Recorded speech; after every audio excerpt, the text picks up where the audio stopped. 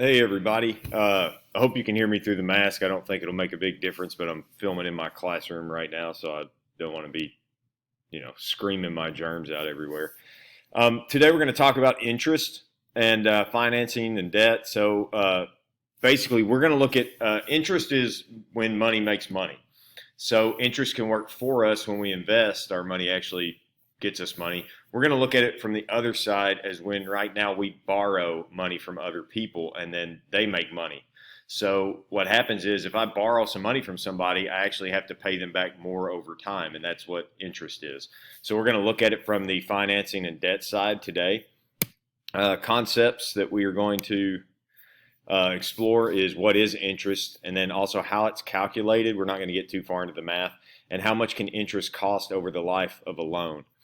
So to start off, interest is the amount the lender charges the borrower for the debt. So if I go to the bank and borrow some money, they're going to give me an interest rate, usually a percentage, and I have to pay that back to them over the time of the loan as I'm paying it back. So if I borrow $400, I'm going to have to pay back more than $400. That interest is where that comes in. Interest is most commonly charged as a percentage of the amount borrowed. So if I borrow $400, they're going to charge me, let's say 3% interest on that $400. So that will be compounded at different times. So interest is commonly calculated along regular time periods such as monthly, quarterly, or yearly. So that means that if I have a loan hanging out there that I have to pay back to the bank and they calculate interest every month, that means every single month they're going to add back in that interest rate and put it in. If it's quarterly, that's every 3 months, or maybe it's once a year that they actually calculate the interest rate. So this is not a math class, luckily, so we are not worried about the mathematic equation for calculating interest. You're not going to have to do math problems. We're going to use a calculator for ours. But it is important to know a bit about how it works. So what you actually have to plug into the formula to calculate all this is the total amount. That's how much we borrow. And then the rate, the interest rate. So that would be the 3 or 4%, whatever they're charging us for the money. And then also the time period, right? Because it depends on when it's calculated. If they're calculating the interest once a year or over 5 years or whatever it is. So those three things all work together. If the total amount is higher, at the end, it's going to be higher. If the interest rate is higher, at the end, it's going to be higher. If the time period is longer, at the end, that's also going to affect it. And that's what we're going to look at today. So the payment trap. Think about this. The more time you take to pay off the loan, the smaller your monthly payment will be. So if I borrow $400 and I have to pay it back in 1 month, guess what? That means that in 1 month I owe them $400. That's a big payment. If I borrow $400 and I pay them off over 30 years, I barely have to pay anything per month on that. The payment would be very small because I'm paying it off over a long period of time. The problem is that the longer I take, the more that loan will cost also. So where we fall into a trap is a lot of people will say, ooh, I've got a really small monthly payment. That's good. I have more cash. True. But also over the life of that loan, it's going to cost you more because they're going to keep calculating interest over that time. So a lot of people fall into this trap of falling in love with a small monthly payment. However, when you do that, it's costing you more money in the long run. And we're going to look at that here in just a second. So that brings us to today's little activity. We're going to look at a loan that has the same interest rate but is paid off over different periods of time.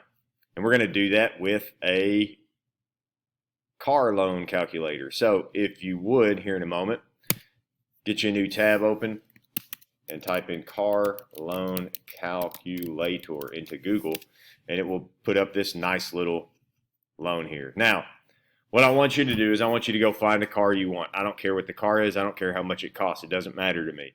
But go find that car and figure out what the price is. So I looked up earlier a Jeep that was $32,000. Okay, so I put the loan amount there. Now, the interest rate that we're going to use is 5%. So I'm going to put in 5%. And then the loan period, it says loan period 36 months. Okay, so we're going to be 36 months. Now, The total cost of the car loan will end up costing me $34,526. That's the loan amount is what I borrowed, 5%, 36 months.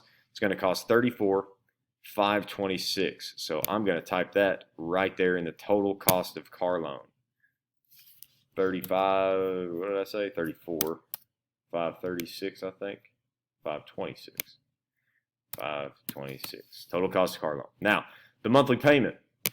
That's the number in bold, monthly payments. It's going to cost me $959 a month. Whoa, that's a really expensive monthly payment there. Also, don't forget to put in your 32, your original amount. That is this part. Then we're going to do the same thing here. Same exact car. We're going to finance it at $32,000. If I can get it to type over here, $32,000.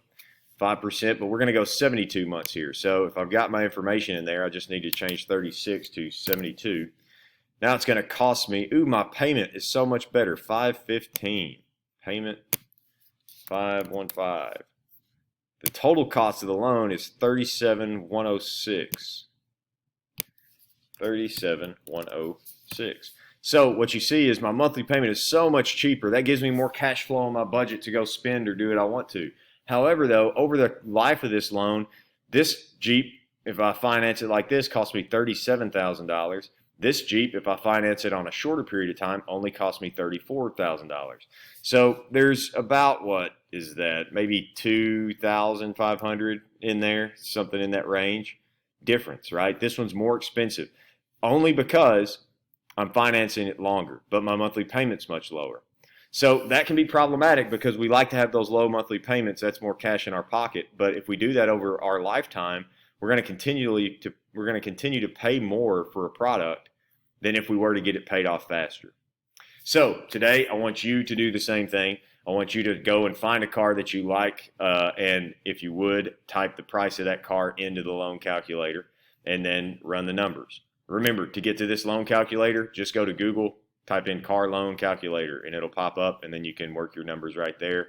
Take these, put them in your slide, and turn them when done. Thanks. Hope you guys have a good day, and I will talk to you later. If you have any questions or concerns, email me or shoot me a private comment. See you.